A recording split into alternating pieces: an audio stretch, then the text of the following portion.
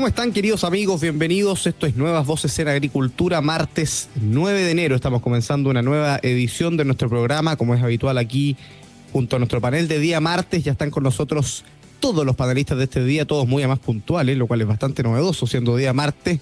Parto saludando a nuestra querida prosecretaria del Partido Republicano, Macarena Bravo. ¿Cómo estás, Maca? Bienvenida. Hola, Tomás, muy bien. Un gusto estar acá. Qué pena no estar presencial con ustedes, pero así es el verano. Así es. Doctora Costa, bienvenido. ¿Cómo estamos? Muy buenas tardes, muy contento de estar acá. Un saludo a la Maca, a Claudio y a ti, Tomás, en el lugar del mundo donde te encuentras. Felizmente en territorio nacional. Claudio Salinas, director ejecutivo de la coordinadora. ¿Cómo estás, Claudio? Bienvenido. ¿Qué tal, Tomás? Hola, Jorge. Hola, Maca. Feliz de estar acá telemáticamente. Oye, tenemos un tema que lamentablemente se ha tomado la agenda política en las últimas, yo diría, 48 horas, y que tiene que ver con las reuniones que han sostenido ministros, pero no solo ministros, parlamentarios y otras autoridades o representantes populares, digámoslo así, en la casa de Pablo Salaquet, ¿no? Que ha estado tan en boca en los últimos minutos, en los últimos días. Se ha dicho que eran comidas para acercar posiciones, algunos han dicho que era para hablar del proceso constituyente, otros para hablar de la reforma de pensiones, otros para hablar de la ley de pesca, otros simplemente como para ponerse al día o compartir impresiones. Algunos dicen que no habrían ido si hubiesen conocido la lista de los invitados, otros dicen que no sabían cuál era el problema, algunos han dicho que aquí no aplicaría la ley de lobby, otros han dicho que esto es impresentable. La verdad es que el gobierno está particularmente enfrascado en esta situación. Y es interesante analizar, bueno, cuáles van a ser los efectos políticos y cuál es la lectura que se hace. Parto contigo, Jorge Acosta. ¿Cuál te parece que es el problema? Porque hay distintas derivadas de la situación. El problema es ir a la reunión, el problema es no informarlo a través de la plataforma de lobby, el problema es la inconsecuencia del Frente Amplio en la crítica que hacía en su relación con los empresarios y hoy día cómo conversan con ellos. ¿Cuál es el punto que a ti te parece grave en medio de esta polémica? Es muy interesante tu pregunta, Tomás, porque lo primero que hay que hacer es distinguir, como dirían los abogados, las conversaciones entre los empresarios, entre las ONG, entre los partidos políticos, el gobierno, el parlamento, sin duda que siempre se tienen que dar. Todos los interesados en una regulación, en una normativa, en una legislación, tienen que ser escuchados por los actores políticos y tienen que manifestar sus posiciones, manifestar cuáles son los intereses que ellos consideran que se pueden afectar o que se pueden potenciar en una normativa o en una regulación. Y de hecho es muy importante que se dé en el diálogo democrático y que se dé donde corresponde, es decir, en el seno del Congreso, en el trabajo que hace el Ejecutivo, y eso se da todos los días. Y por eso existe una ley de lobby que lo que hace es simplemente registrar quiénes son los participantes de una reunión, dónde se realizó la reunión, qué temas se tratan, y evidentemente a través de esa, plataforma uno también puede solicitar reuniones por ley de lobby a todas las autoridades que son sujetos pasivos de lobby. Ahora, ¿cuál es el problema de fondo que hay aquí? No es que exista una reunión, no es que se junten los ministros con los empresarios, no es que se junten ni siquiera por una tercera persona, digamos, sino que el problema de fondo es que hay un grupo político que construyó toda su credibilidad criticando y apuntando con el dedo a la cocina, diciendo que esos momentos en los cuales había conversaciones privadas eran por sí mismos, por defectos, prácticamente obscenos por existir, y hablaron de la cocina de Saldívar, hablaron de, los acuerdos entre cuatro paredes, hablaron, de que ellos iban a hacer todo distinto, porque lo dijo también en su programa de gobierno el presidente Boric, que iba a hacer una nueva ley de transparencia, que todo se iba a hacer de cara a la ciudadanía. Entonces, el escándalo radica en que aquellos que dijeron que iban a hacer nuevas todas las cosas, una vez más, se están borrando, ¿cierto?, con el codo, los que escribieron con la mano. Se están pisando la capa entre ellos mismos. Y entre otras razones porque, además, lo hacen al alero, ¿cierto?, de un exalcalde, excandidato, que se ha dedicado al tema del lobby, y resulta que hemos sabido a cuentagotas de que han tenido estas reuniones. Bueno, la pregunta que uno se hace es, ¿por qué, si verdaderamente el ministro Grau, por ejemplo, quería hablar con los empresarios, bueno, ¿por qué no los citó a su despacho? O si quería tener una reunión privada, bueno, ¿por qué no la hizo él dirigiéndola como principal, organizador? Entonces, eso es lo que sin duda genera un resquemor, pero sobre todo radicado en la falta de coherencia política en el discurso que se hacía en la oposición y lo que se ha ejecutado nuevamente estando, ¿cierto?, a cargo del gobierno. Macarena Bravo. Bueno, yo sumando a lo que decía Jorge, efectivamente lo que llama la atención, no nos sorprende porque ya del gobierno no nos sorprende nada, es la forma en la que el gobierno del Frente Amplio, el presidente Gabriel Boric, llegan a la moneda con una promesa de campaña en la que decían que iban a cambiar la forma de hacer política. Y la verdad es que este caso y la corrupción del gobierno nos confirma los 3 mandamientos del gobierno del presidente Gabriel Boric: violencia, mentira y robo. Llegaron al poder avalando la violencia como método de acción política, utilizan la mentira como método de acción electoral, eso lo vimos en la campaña del presidente Gabriel Boric y también en la campaña del En Contra. Utilizan el robo como método de acción gubernamental, convirtiendo la angustia y las lágrimas de las personas y de miles de chilenos en billetes para sus bolsillos a raíz del caso de Democracia Viva y todos estos proyectos habitacionales que siguen todavía en investigación. Y con esto el Frente Amplio nos ha demostrado que cuando nos decían que iban a cambiar la forma de hacer política, pensaban en estos 3 temas: violencia, mentira y robo. Y además hoy día le sumamos la falta de transparencia a todos estos hechos que hemos visto, no solamente con el caso de las reuniones con Pablo Salaquet en su casa y los empresarios, etcétera, sino también con los resultados de la PAES.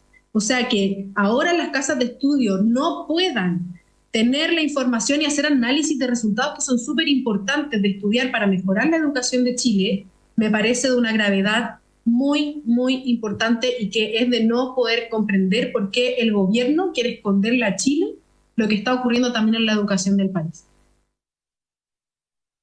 Claudio Salinas.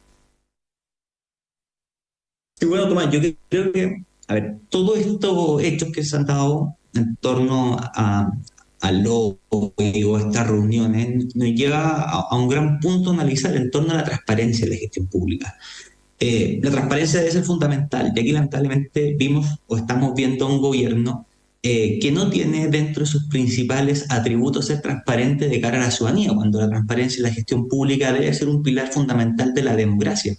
Los ciudadanos tenemos el derecho a saber cómo se toman las decisiones, cuál es la argumentación que se tiene en consideración a la hora de tomar una decisión que va a tener implicancia en la vida de los chilenos. Y esto, las decisiones que se toman entre particulares, entre privados, da lo mismo, pero las decisiones que toman personeros de gobierno o personas que trabajan para el Estado sí tienen efecto en la vida de los ciudadanos, por tanto la ciudadanía tiene el derecho a saber cómo se han tomado en consideración todas esas decisiones. Y si es que aquí hay alguien que ha fallado a la hora de hablar del tema de transparencia, es justamente este gobierno. No solamente con este hecho que yo creo que da para analizar en torno a si es que se faltó o no a raíz del lobby, pero sí en ciertos u otros casos en donde evidentemente el gobierno no actúa de una forma en tema de transparencia. O sea, analicemos el caso de los indultos.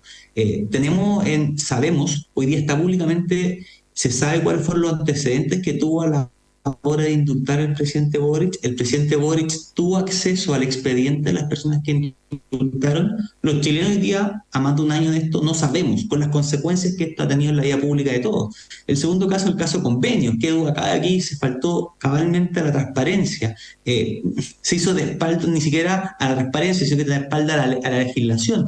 En el caso, como bien decía la Maca, el tema de la PAES. ¿Por qué quieren ocultar los resultados? O sea, aquí hay un gobierno que no quiere la transparencia de los actos públicos, quisieron rajar vestidura en su momento en torno a la transparencia, en torno a ciertos elementos, y hoy día, cuando son gobiernos y tienen la capacidad de demostrar su gran probidad, su gran capacidad de transparencia, demuestran todo lo contrario. Por tanto, en este ámbito, sin duda alguna, el gobierno está al debe en temas de transparencia, que yo creo que es el foco que hay que analizar más allá de una reunión en particular.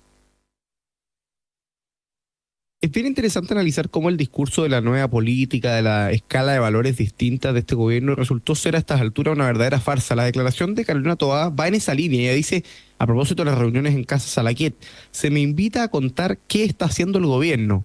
Y dice más adelante, la ley del lobby no es para eso. Es decir, es una incapacidad más de comprender cuál es el problema en torno a las reuniones, porque si efectivamente se van a escudar argumentando qué dice, qué no dice la ley del lobby, para qué sirve, para qué no sirve, la verdad es que no han comprendido la profundidad del problema. El problema es la pérdida de credibilidad que se produce en la ciudadanía con un gobierno que ha sido muy crítico en su historia como proyecto político de la relación con los empresarios, que ha apuntado con el dedo al mundo empresarial, que ha dicho que va a cambiar la forma de hacer política en materia de transparencia, en materia de relación con el dinero. Y la verdad es que están teniendo las mismas reuniones que han tenido todos los gobiernos y todas las coaliciones políticas en toda la historia de la política de Chile. Y en este caso es peor, lo hacen con un exalcalde de la UDI, que hoy día se dedica efectivamente a la gestión de intereses privados, que es una cuestión legítima, en comidas que no son capaces de transparentar. Y además lo hacen mintiendo, porque aquí ha habido varias versiones distintas. O sea, cada comida y cada persona que es preguntada sobre esto dice que la comida se trató sobre un tema distinto. El ministro Grau dijo el absurdo de que si él hubiese conocido la lista de invitados, él no habría ido a la comida. Porque ¿quién puede creer de buena fe que un ministro de Estado va a una comida sin saber quiénes son los invitados? O el tipo es un negligente, un inmaduro, un descriteriado, que siendo ministro de Estado de Economía va a las comidas que lo invitan sin preguntar quién va, lo cual da cuenta o que está muy desocupado, o que no tiene nada que hacer, o que no tiene jefe de gabinete, o que él no sirve para nada, o bien nos está mintiendo en la cara. Pues ¿cómo le vamos a creer a Grau que fue una comida en la casa de Pablo Salaquet sin saber quién iba? Oye, sí, te mandé un WhatsApp, oye, ¿querés venir a comer el jueves? Sí, voy. Sí, eso no pasa, ¿no? Entonces, el gobierno o entiende la profundidad del problema o la verdad es que la situación va a ser bien compleja. Quiero mostrarles la otra cara de la moneda, porque habló el senador Galilea, presidente de Renovación Nacional, quien se conoció que también había participado en algunas de estas comidas, y dijo: dejemos de ver fantasmas y demonios en cada cosa que ocurre en la política. Le leí en otro medio de comunicación que encontraba que estábamos cayendo en una suerte como de cacería de brujas que iba a terminar por derribar totalmente la confianza en la política. Hay, doctora Costa, aquí una suerte como de cacería de brujas. Por eso es interesante para entender cuál es el problema. El problema es que se junten con los empresarios, el problema es que no todo pase por lobby o por la ley de lobby por transparencia, o el problema es el gobierno y su relación con los empresarios. Es interesante dilucidar eso para tratar de entender de buena fe. Estoy pensando en las declaraciones del senador y presidente de Renovación Nacional, Rodrigo Galilea. A ver, aquí es súper importante, como dices tú, entender lo que está de fondo. Porque, por ejemplo, cuando tenemos un parlamentario que se reúne con un ministro y que le pide que contrate o que despida a tal o cual funcionario de su región, ¿está haciendo o no está haciendo gestión de intereses? Cuando tenemos parlamentarios de Revolución Democrática que se dedicaban a poner a personas de su confianza en seremías clave, como recordemos el caso Antofagasta, mi ex jefe de gabinete, contrátalo ahí como seremi, y después ese seremi se dedica a contratar ciertas personas que son funcionales a mi campaña política o a mi proyección política que pueda hacer en un determinado territorio. ¿Acaso no es gestión de intereses?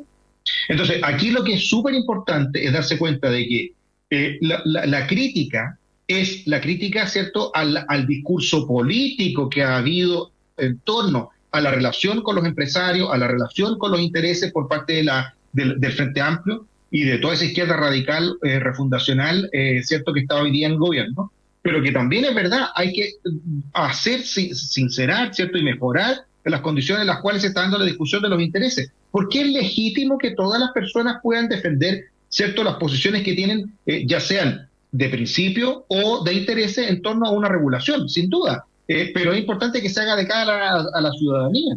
Y tanto la de los políticos como también la de los empresarios, de las fundaciones, de la ONG, de las asociaciones de padres y apoderados, de las asociaciones de pacientes, sin duda. El problema es cuando se salta la ley y se tratan de entregar privilegios a algunas personas, como por ejemplo se hizo en el Hospital Soto del Río y ha generado tanto escándalo a propósito de los privilegios, ¿cierto?, que se dieron a pacientes, a familiares, incluso a los mismos funcionarios, para saltarse la lista de espera y atenderse antes de lo que estaba previsto. Es eso lo que no corresponde, es eso lo inmoral, es eso lo que está por sobre la ley. Porque alguien podría decir, bueno, si aquí lo que faltó es simplemente un procedimiento, aquí lo único que faltó era que se inscribieran, ¿cierto?, en una listita quiénes fueron los que asistieron a la reunión, dónde se hizo, cuánto duró y qué temas se trataron, y con eso se resuelve el problema. No, la pregunta es cómo estamos haciendo la gestión de intereses de manera adecuada de cara a la ciudadanía y no, digamos, en todo este ambiente de oscuridad que fue el propio Frente Amplio que se encargó de instalar en la discusión. Maca Bravo, ¿qué te parecen las declaraciones de Rodrigo Galilea? Dice, es bien interesante, pues dijo lo mismo Francisco Undurraga, no quiero personalizar esto, el presidente RN, Francisco Undurraga, diputado de Bópoli, dijo lo mismo, dijo, fui orgulloso de haber ido o con mucho gusto asistí a la comida donde Pablo Salaquet, ¿no? En una lógica bien distinta, diciendo, oye, estas comidas son de lo más normales, evitemos esta cacería de brujas o ver fantasmas en todas partes. ¿Qué te parecen ese tipo de declaraciones, Maca Bravo? La verdad es que me parece que son bastante irresponsables las declaraciones porque efectivamente uno no quiere convertir toda en política en una cacería de brujas, pero hay ciertos límites. Todos conocemos la ley de lobby, han salido expertos diciendo que sí se debería haber pasado la reunión por lobby, quizás otros lo han dicho que no, siempre van a haber argumentos para ambos lados, pero una persona que está en política, que está en el Congreso, sabe perfecto que sobre todo hoy día, dado el cuestionamiento que hay hacia la política en general, hay que tener mucho cuidado con cada paso que uno da y que siempre sea lo más transparente posible. Obviamente acá en estas reuniones habían personas que sí tienen conflicto de interés porque estamos discutiendo en el Congreso una reforma de pensiones y se reúnen, ¿cierto?, con los involucrados desde afuera, ¿cierto?, que están relacionados a esto. Y nadie dice que no sea importante escuchar, por ejemplo, la opinión de aquellos que hoy día están en la AFP o de algunas organizaciones que tienen quizás algún argumento distinto que dar respecto a cómo se está llevando la reforma de pensiones. Pero háganlo donde corresponde. Esas discusiones se pueden llevar en el mismo Congreso, se pueden invitar a estos expertos en distintas materias a las comisiones, a la discusión del proyecto de ley. Pueden los mismos ministros tomar las reuniones a través de ley de lobby en los ministerios, pero claro que a la ciudadanía y a todos nos llama la atención que haya sido una reunión con alguien que, como Pablo Salaquet, es un lobista en su casa, en una cena en donde supuestamente comida que no saben quiénes iban a estar.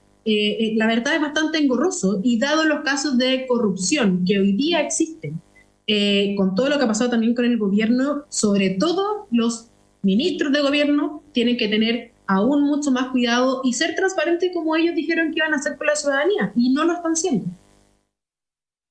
Claudio Salinas. Y bueno, acá lo primero, Tomás, es sin duda alguna, hay una falta de coherencia en lo que fue el discurso del Frente Amplio o de lo que es hoy día el oficialismo, cuando eran oposición hace un tiempo atrás en torno a una agenda de transparencia, qué sé yo, y que hoy día están borrando con un codo porque se juntan con los mismos que estaban criticando, qué sé yo. Ese es un punto de vista discursivo del lenguaje que tuvieron cuando fueron oposición. Pero yo creo que, Tomás, ante la grave crisis de confianza que hoy día se vive en el país, porque hoy día lo que tenemos es una crisis de confianza, la ciudadanía cada vez confía menos en la clase política en general, en las instituciones públicas. Ante esa crisis de confianza, creo que el estándar debe ser más elevado de quienes ejercen cargos públicos. En ese sentido, no solamente tienen que serlo, sino que también tienen que parecerlo. Y resulta, como tú decís, Tomás, muy poco creíble que autoridades que tienen equipos que se encargan de su agenda, de las actividades que están realizando, no sepan con quiénes se van a reunir ni los temas que van a abordar. De hecho, uno lo mínimo que espera es que cuando una autoridad va a dar una charla o una exposición, una comida, vaya a exponer, y supongo yo que esa autoridad preparará su exposición, por tanto no llega a tonta y a loca a una comida o a una actividad. Entonces, yo creo que ahí se faltó a la ley de transparencia, se faltó a la ley del lobby, justamente porque además coincide que, por ejemplo, parlamentarios que estuvieron viendo temas, que están tramitando temas previsionales, se juntaron con personas relacionadas con la empresa del mismo giro. Entonces, aquí hubo una gestión de interés y yo creo que sí. Entender lo contrario es faltar a la racionalidad de las personas. Yo creo que hoy día la ciudadanía lo que espera es que se pidan disculpas por este caso y que en lo sucesivo se den en la sede donde haya que realizarlo. O sea, si se quieren juntar con un ministro de Estado, que sea en el ministerio. Si se quieren juntar con un parlamentario, que sea en el Congreso. Y si es que alguien quiere hacer gestión particular, puede hacerlo en una casa, pero que lo registre de la forma adecuada, de tal forma que la ciudadanía pueda poco a poco ir aumentando la confianza que yo creo que hoy día están muy debilitadas, producto de las graves crisis de corrupción y también con hechos particulares como estos, que además el presidente los defiende. Estamos conversando, queridos amigos, en su programa Nuevas Voces con el doctor Jorge Acosta, con Claudio Salinas y con Macarena Bravo. Vamos a hacer la primera pausa comercial y en pocos minutos estamos de vuelta para seguir conversando de actualidad política aquí en Agricultura. Estamos de regreso en Nuevas Voces. Y ahí está Tomás Bengoechea, muy bien. Oye, estamos de vuelta, querido amigo. Estaba buscando las menciones, pues no se nos puede olvidar saludar a nuestros auspiciadores, aunque el programa sea telemático. Además, hay varios ya renovando y, por supuesto, manteniendo el compromiso con Nuevas Voces para este año 2024, que parte muy intenso acá en Chile, como es habitual, con la discusión política cargada de polémica. Les voy a dejar anunciado el tema que vamos a conversar a la vuelta de saludar a los auspiciadores, porque la verdad es que la reaparición de Giorgio Jackson, varios de ustedes la habrán visto, es bien interesante. Es con entrevista en el diario El País, pero también es con una serie de acciones judiciales contra los que supuestamente habrían cometido el delito de injuria o lo habrían difamado en torno a su participación en el caso Convenio y al rol político de la relación que tiene Giorgio Jackson, por supuesto, con Revolución Democrática. Les cuento primero que Posgrados de la Universidad San Sebastián cuenta con más de 100 programas en diversas áreas del conocimiento. Son más de 14.000 los egresados que han preferido sus magíster, diplomados, postítulos y especialidades. Conoce más en posgrados.uss.cl. En Enel buscamos cuidarte y que tu servicio eléctrico sea continuo y que sea de calidad. Por eso, si sabes de un hurto de cables que haya generado corte de electricidad en tu barrio, puedes denunciarlo de manera anónima al 600-696-0000. Ayúdanos a evitar esta práctica ilegal y a mantenernos seguros con Enel.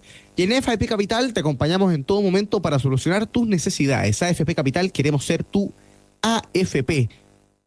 Reapareció el exministro de Desarrollo Social, exministro de las Express, exdiputado, amigo personal del presidente Boric y líder espiritual, ¿no? De Revolución Democrática, don Giorgio Jackson Drago, ¿no? Que ayer habló, y habló ni más ni menos que para anunciar que había presentado acciones judiciales contra el empresario Jorge Rázuriz, contra el senador socialista Fidel Espinosa y contra la UDI, contra la directiva del Partido de la Unión Demócrata Independiente por las declaraciones que habían dado. Esto en los marcos del caso Convenio. Él acusa que ha sido difamado, que se le han imputado delitos falsos, se le ha dicho, según dice él, que es el líder de una banda de criminales y que por supuesto está en conocimiento de los casos de corrupción que se han conocido a la opinión pública en los marcos del caso Convenio. Uno de los que contestó inmediatamente fue el senador Espinosa, del Partido Socialista, un senador del oficialismo que fue particularmente duro y crítico del ministro Jackson, quien siempre apuntó a Jackson como la cabeza de Revolución Democrática y por lo tanto como uno de los orígenes de este mecanismo que se implementaba en distintas regiones del país para destinar recursos que iban dirigidos a los más vulnerables, finalmente de manera irregular, a fundaciones truchas asociadas al activismo político del Frente Amplio y particularmente de Revolución Democrática. Dijo Fidel Espinosa que el presidente Boric le había asegurado que no sabía nada de la ofensiva legal de Jackson. Giorgio Jackson, como les comentaba, más salió a dar una entrevista en el diario El País, una entrevista que se puede revisar de manera digital y que da cuenta quizás de una reaparición de Giorgio Jackson después de varios meses agachando la cabeza. El titular del diario El País es bien interesante, dice: Giorgio Jackson, me es muy difícil imaginarme sin estar vinculado a la política. ¿Qué te parece su reaparición, doctora Costa? ¿Está Giorgio Jackson de vuelta en la arena política? ¿Es esto una ofensiva, una forma de reivindicar su imagen? Bueno, sin duda que esta es una estrategia que tiene que haber pensado desde el primer minuto Giorgio Jackson para de nuevo hacer algo que le encanta al Frente Amplio, que es victimizarse. En vez de asumir su responsabilidad política, en vez de hacer una seria autocrítica frente a la gravísima crisis que vive su partido, que vive su gobierno y que vive también el Frente Amplio, él decide simplemente decir: aquí la única víctima soy yo. Me hace recordar estas palabras de Catalina Pérez cuando decía que este era un problema de dos hombres adultos y ella no tenía nada que ver. Porque el problema de fondo, yo creo que lo ha dicho de manera muy clara el propio senador socialista por Puerto Montt, ¿cierto? El senador Fidel Espinosa, porque él dijo: mire, aquí el problema no es si Jackson cometió o no cometió un delito. Él dijo: yo creo que no cometió ningún delito.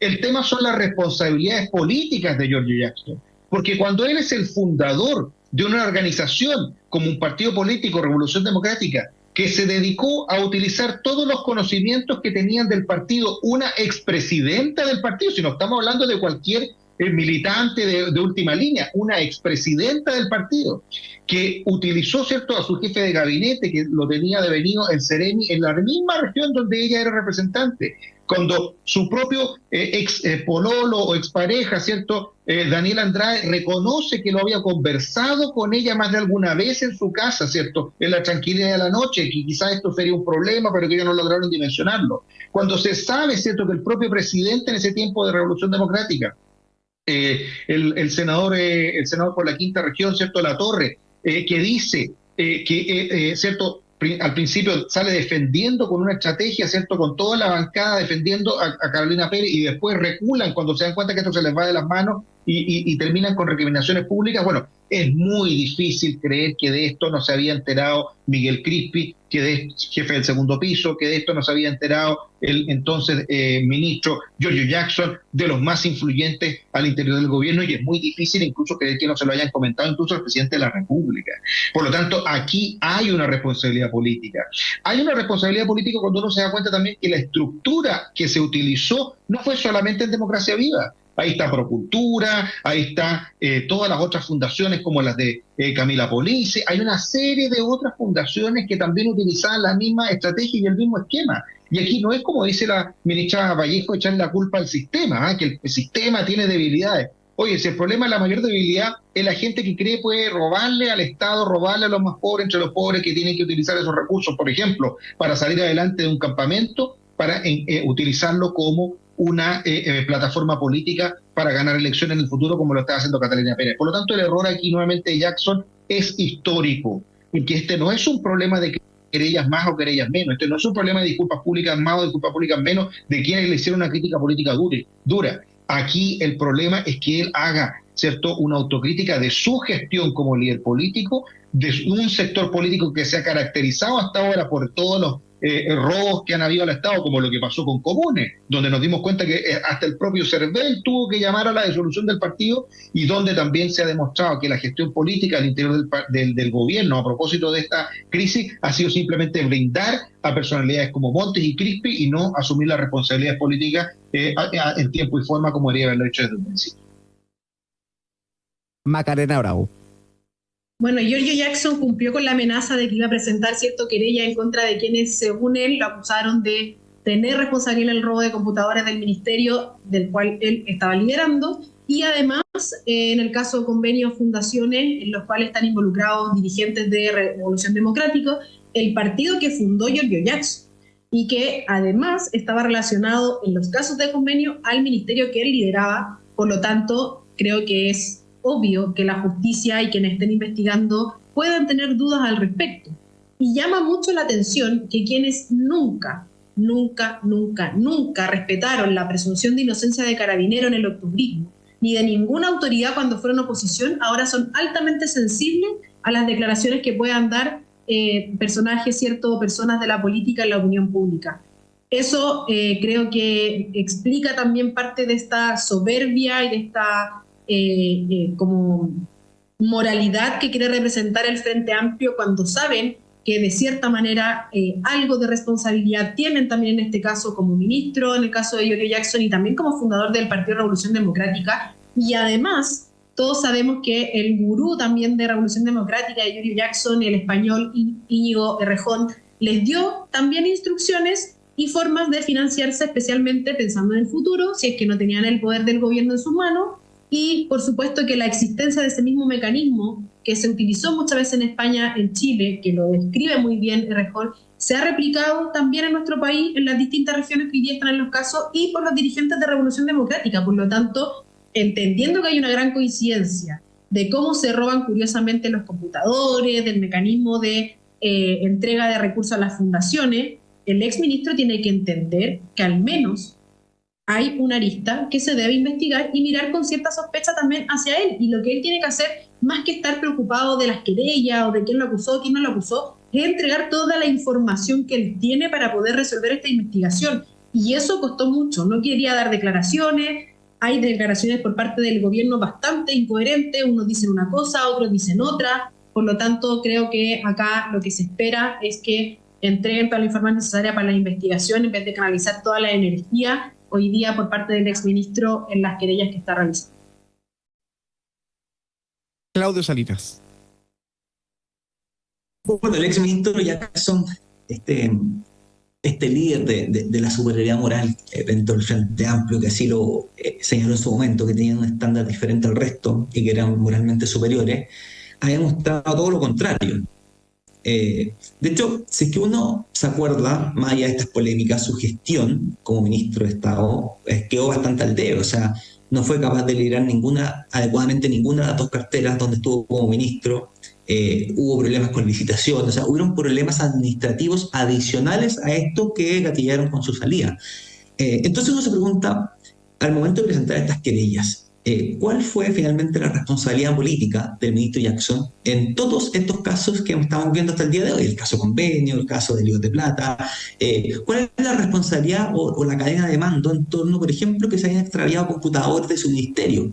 Entonces hay un manto de duda en torno a la gestión de este exministro, y sin duda alguna lo que viene a hacer con estas querellas es presentar una especie de bomba de humo desviar la atención, llevarla hacia otro lado, además con declaraciones contradictorias. En entrevista al diario El País señalaba que él informó adecuadamente al gobierno que iba a presentar todas estas acciones judiciales. Uno de los afectados, el senador Fidel Espinosa, le planteó esto al propio presidente Boric, y el presidente Boric dijo: no, yo nunca me enteré de esto, o sea, no tenía idea que el ministro Jackson iba a presentar estas acciones judiciales. Entonces, también ahora con posiciones distintas dentro del propio gobierno, con el exministro.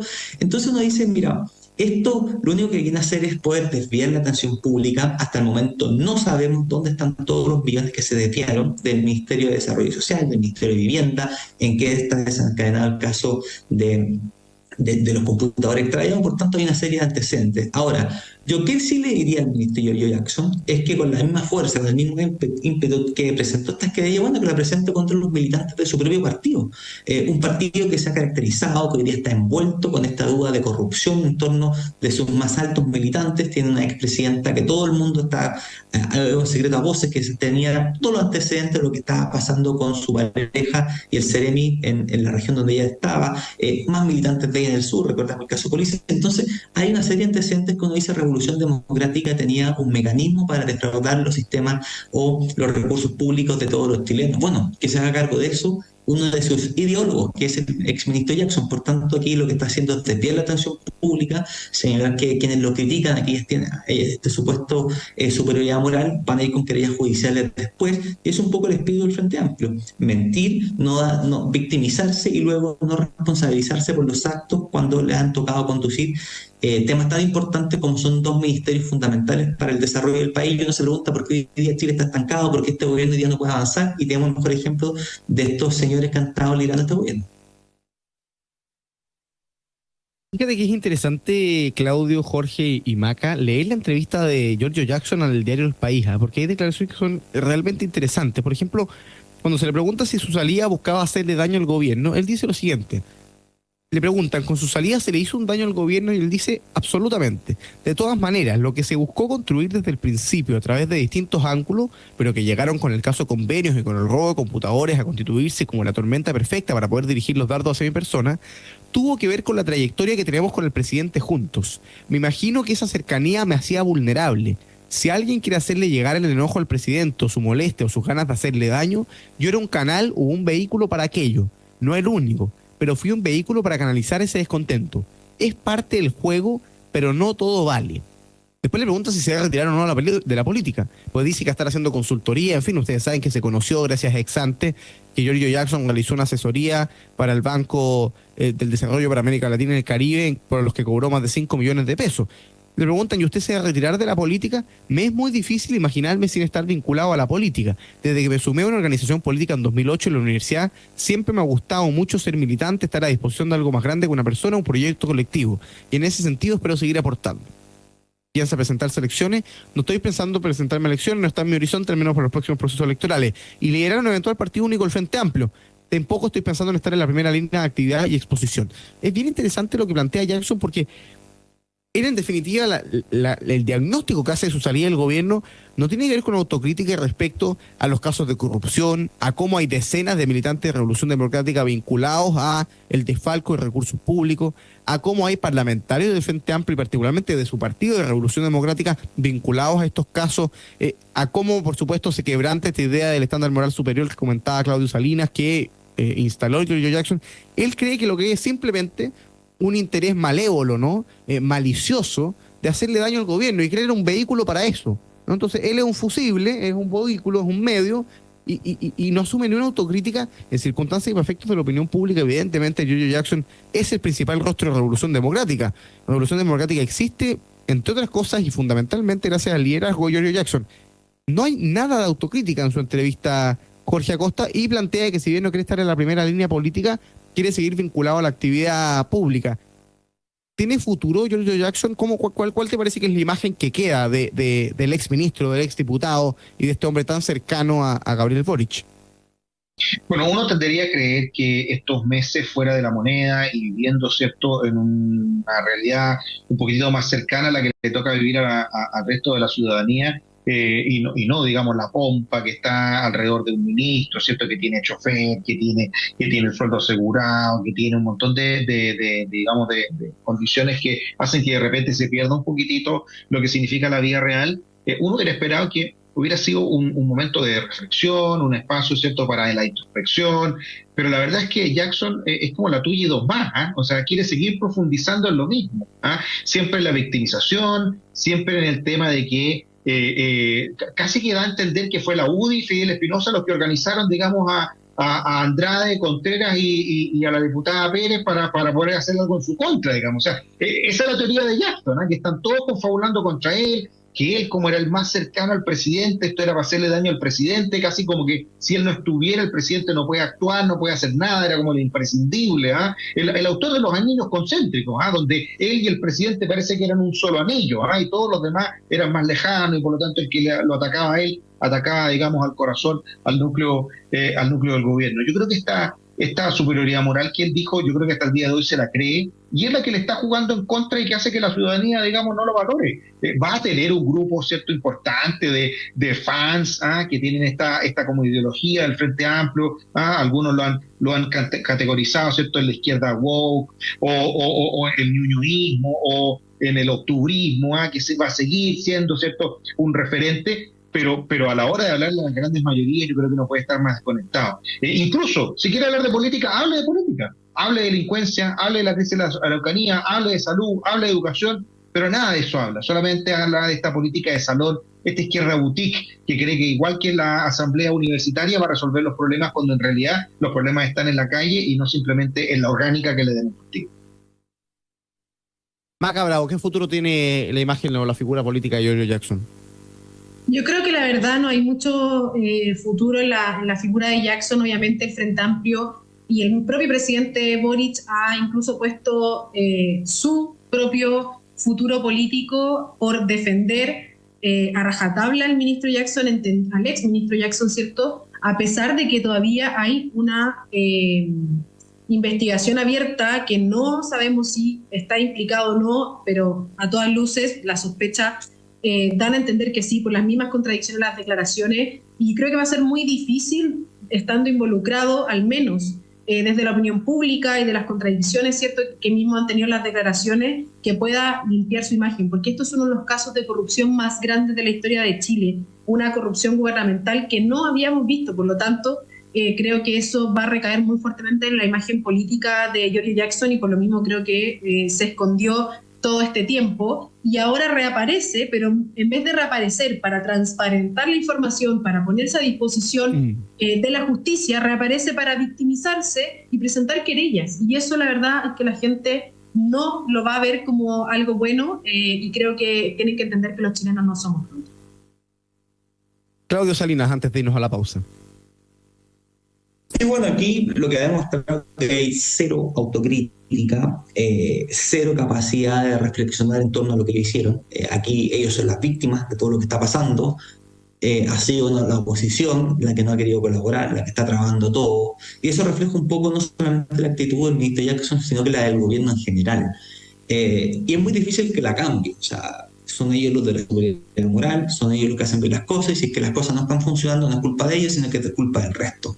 Entonces, más que ver desde un punto de vista de ellos cuál es su futuro político, yo creo que el futuro político del Frente Amplio en general va a depender de la ciudadanía. Yo espero que la ciudadanía, ya con estos 4 años de un gobierno del Frente Amplio, el Partido Comunista, de esta izquierda más revolucionaria y dura, sepa cómo actúan, qué es lo que hacen, y ante los procesos electorales sea la propia ciudadanía quien no le dé el respaldo para que no tengamos futuro político próximo en nuestro país. Porque ya sabemos cómo actúan, ya sabemos su cero capacidad de autocrítica, de reflexión, de poder inventar, sino que ellos siguen avanzando en su proyecto ideológico, y las consecuencias hoy día las estamos pagando todos los chilenos. Por tanto, autocrítica de Jackson, cero, de este gobierno en muchos de los temas, cero. Veamos la reforma previsional, cómo quieren seguir avanzando con su mala idea, y lamentablemente quienes pagamos estas consecuencias son los ciudadanos. Por tanto, es la ciudadanía quienes tenemos que, en los próximos procesos electorales, colocar trabas a estos malos futuros políticos que puedan suceder.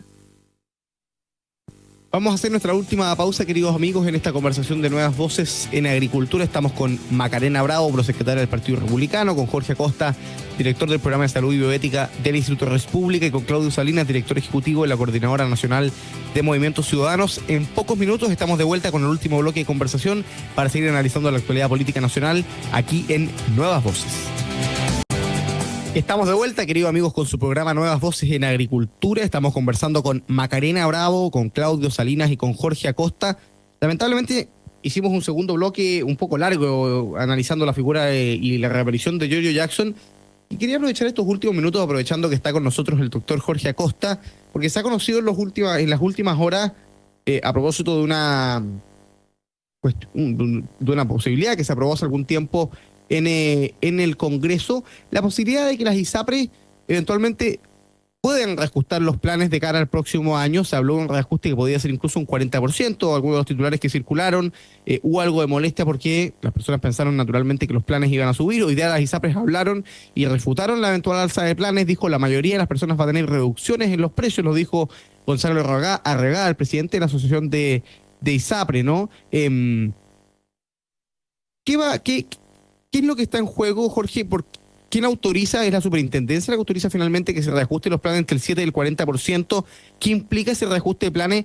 ¿Esto va a significar más costos o beneficios para la ciudadanía? ¿Y cómo conversa esto con la difícil, yo diría complejísima realidad financiera que viven las ISAPRES en Chile?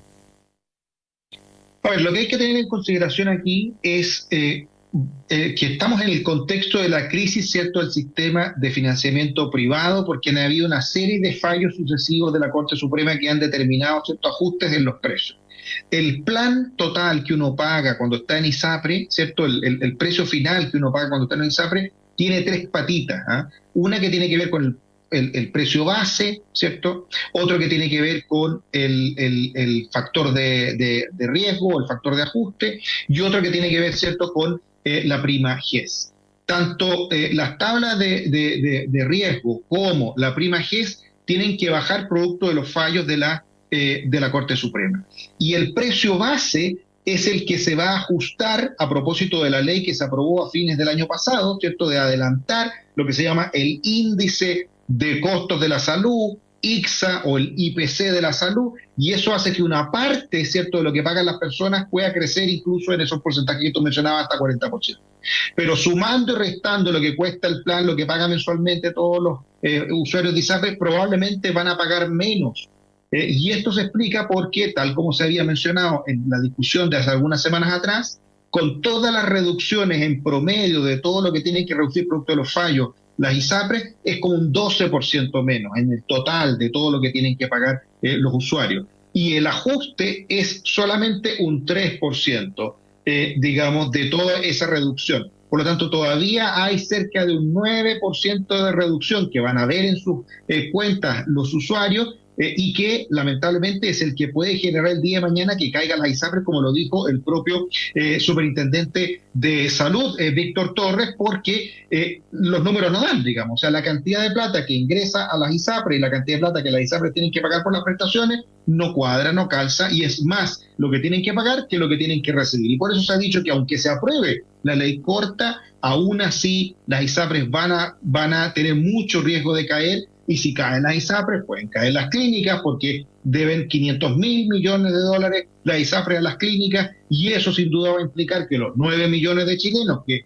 se atienden en las clínicas, 3 millones de ISAPRES y 6 millones de FONASA, queden en riesgo y que vean, cierto, que tengan que abultar la lista de espera en el sistema estatal. Es una situación muy compleja porque si uno se agarra solamente de una patita puede quedarse con la impresión, como tú lo decías, que se quedó la gran mayoría de la ciudadanía y como, oye, nos van a subir el plan de una manera estratosférica. Y no, claro, se va a ajustar para que se mantenga, digamos, el cumplimiento de los fallos, pero el problema de fondo subsiste. Y al final, lo que queda detrás de esto es que pareciera ser que el gobierno lo que quiere hacer es ir quitándole de a poquito el oxígeno a las ISAPRES y haciendo que vayan cayendo una a una para que se cumpla lo que ellos querían en el programa, que era terminar con las ISAPRES en el sistema de seguridad social, erradicarlas del mapa de la seguridad social, y eso no entienden que el problema que va a generar es que va a terminar, ¿cierto?, colapsando también la ya colapsada red estatal.